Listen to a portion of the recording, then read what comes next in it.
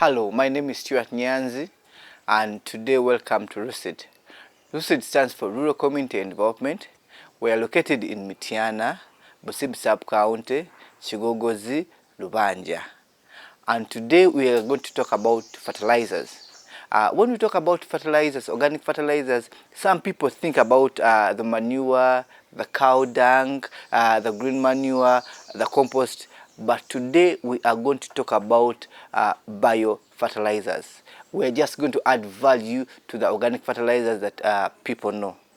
Here at RUCID, we have developed different types of biofertilizers, mainly the liquid and solid fertilizers. So today we are going to look at the liquid biofertilizer that we named as Minioba. Minioba stands for mineral biofertilizer. Come with me as I show you the different types of materials that we need to make this fertilizer. When we are making our mineral biofertilizer, aka Minioba, what we need? We are focusing on using minerals to produce a fertilizer. What do we need? We need different types of minerals. For example, we need ash. Everyone knows that ash is a mineral. We need sand.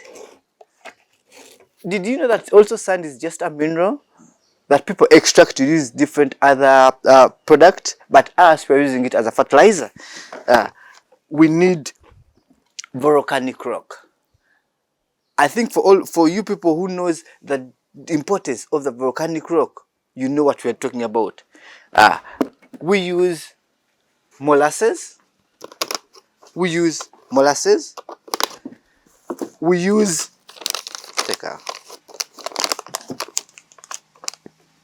the yeast.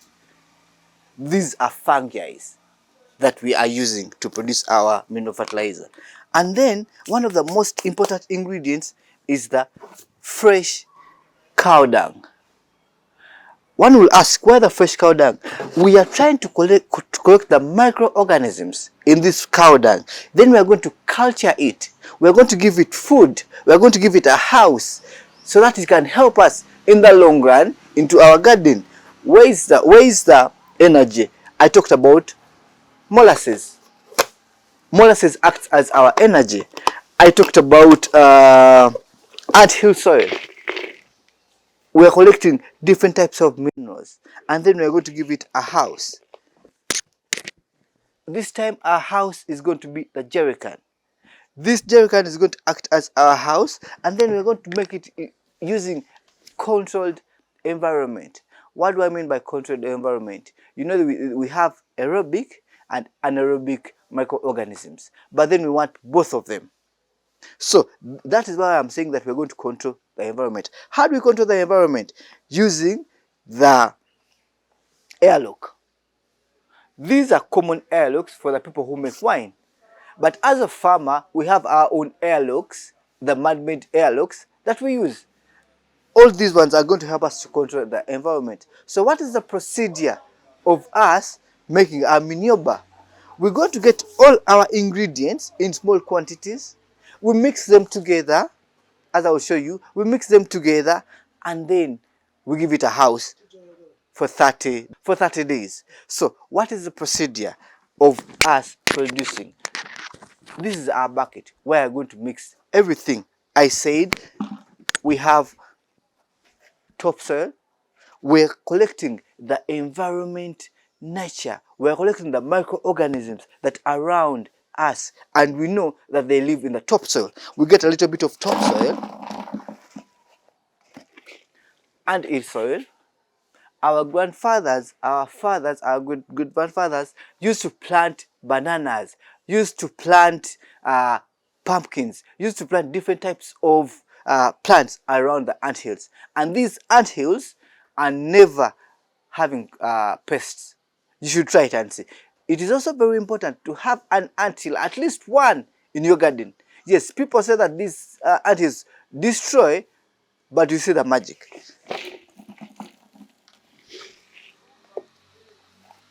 Ash, alkaline, it controls, it acts as a pesticide. We also need it. These are all minerals. Soil, the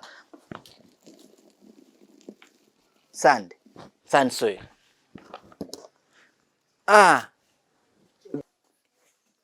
Cow dung. We are looking at the bacteria, the good bacteria that exist in the cow dung. We multiply them, we culture them, we give them a house, we give them energy, we give them food, and later they'll help us to work into our garden.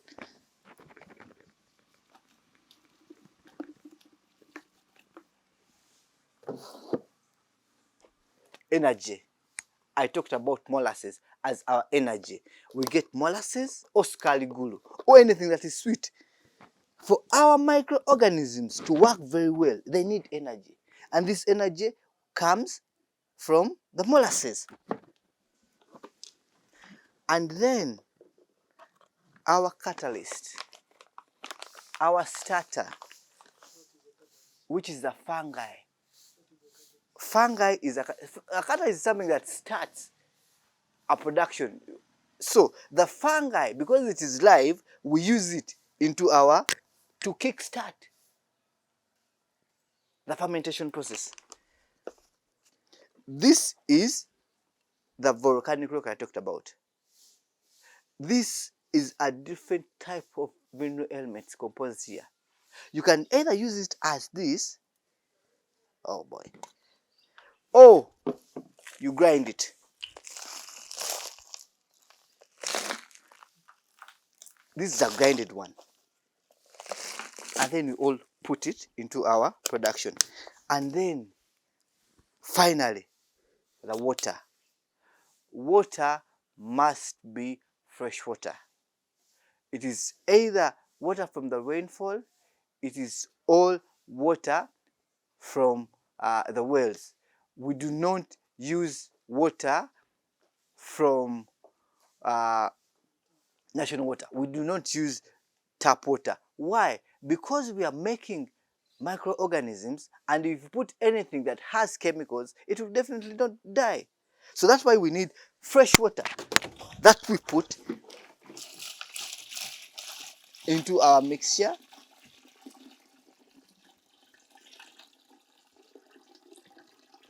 And then we stir and mix very well. We stir and mix very, very well to make sure that everything harmonizes. When everything harmonizes, here I'm stirring to make sure that everything that we've made mixes very well. And then we put it into our house. And for today, this jerry can is acting as our house for the microorganisms and the minerals that we've made. We pour it slowly and nicely. And then someone may ask, yeah, but you have not sieved. Yes, I will sieve at the end of the process.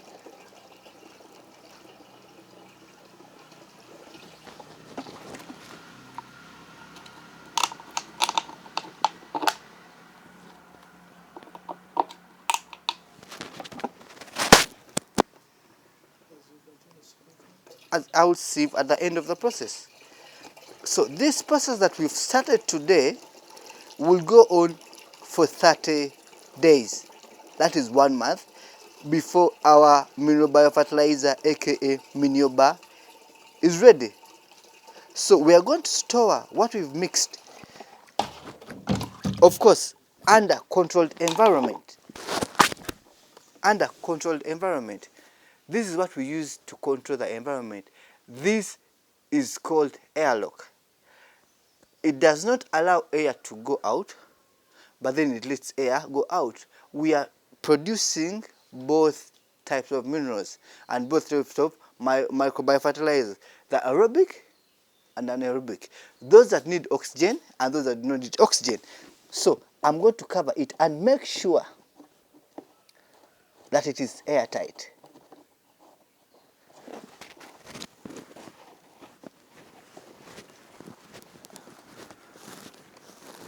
And make sure that it is airtight, knowing that any air that is going to come out from this must come must come out from here. But any other place, there is no air which is coming out. How will I ensure that? I put a little bit of water into my airlock. So, when oxygen comes out, it will bubble, but then there will not be any more other air that is going in. We store this concoction that we've made for 30 days before use. Then after, we go and take into our garden. This is how we pack our manioba. As I said before, manioba stands for mineral biofertilizer. And this is our manioba, the liquid biofertilizer that we produce at RUCID. So to our dear viewers, as you've seen the different types of materials that I've used, I can mention again, I did use topsoil. I did use anthill soil. I did use ash. I used sand. I used the volcanic rock, which is this. I used molasses and the yeast. But also very important, I did use fresh cow dung. This fresh cow dung, as you saw, it contains a lot of things. One, it contains the cow dung, the dung itself. It contains the urine itself. It also contains the feed remains.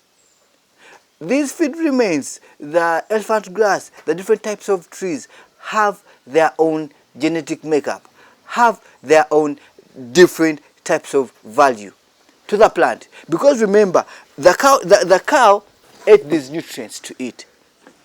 But those ones that were not fully decomposed, or those ones that were not fully utilized by the body, and these ones that fold around, we're going to bring them back into our manioba.